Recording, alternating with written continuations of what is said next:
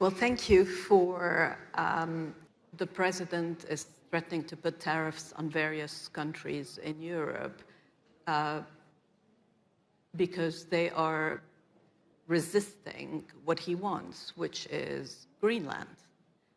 Do you think that that is the right use of tariffs? So I would say that that is an appropriate use of tariffs. So I have, as you noted, I've gone over the economic rationale for all of this.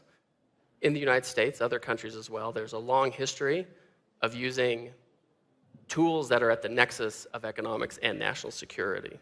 In the United States, we have export controls, we have sanctions, we have prohibitions, we have things we do with SWIFT, things we do in conjunction with Europeans, things we do on our own. Sometimes countries agree with us, sometimes they don't.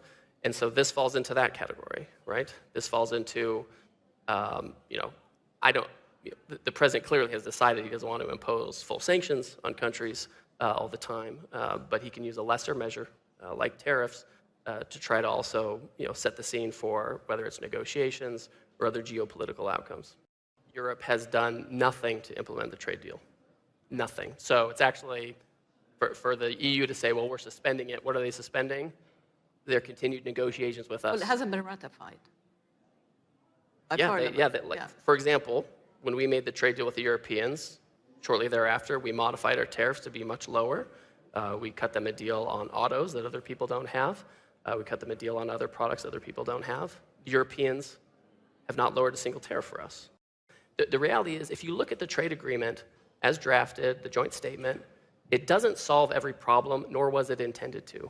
There are things that are not addressed in the trade agreement. It doesn't fix all of the agricultural issues we have with Europe. Some of them it does. It doesn't fix the regulatory issues, which are hugely problematic. It doesn't fix pharmaceutical price. There are all kinds of things it doesn't fix. And so the idea that somehow this was a comprehensive trade agreement, that was never the idea. To suggest that we're treating Europe more poorly than China is just out of line with the facts. I mean, we have been, since 2018, we've had very substantial tariffs on China. There have been export controls on China that they hate.